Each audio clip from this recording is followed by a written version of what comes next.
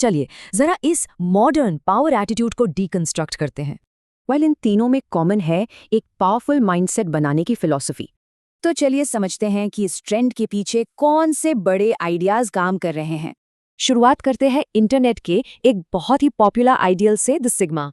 Sigma attitude मतलब अंदर से इतना मजबूत होना कि किसी के वैलिडेशन की जरूरत ही न पड़े। और इसकी जो खास बातें हैं वो अपने आप में ही सब कुछ कह देती हैं। अब आते हैं दूसरे पिलर पर, रॉबर्ट ग्रीन की द 48 लॉज ऑफ पावर। इसे कंट्रोल हासिल करने और उसे बनाए रखने की एक तरह की गाइड बुक माना जाता है। इसमें 3000 साल की हिस्ट्री और अलग अलग फिलॉसफी का निचोड़ मिलता है।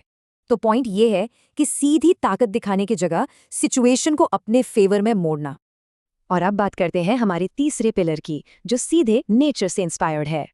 ईगल मेंटालिटी की शुरुआत होती है अपने लक्ष्य पर एक एकदम तेज और फोकस्ड नज़र से।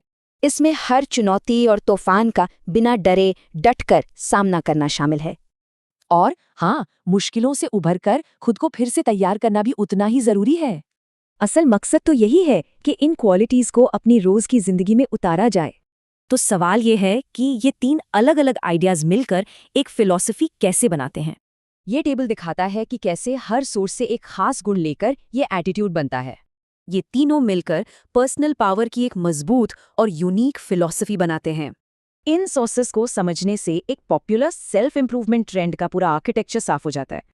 और आखिर में ये हमें इस जरूरी सवाल पर लाकर छोड़ देता है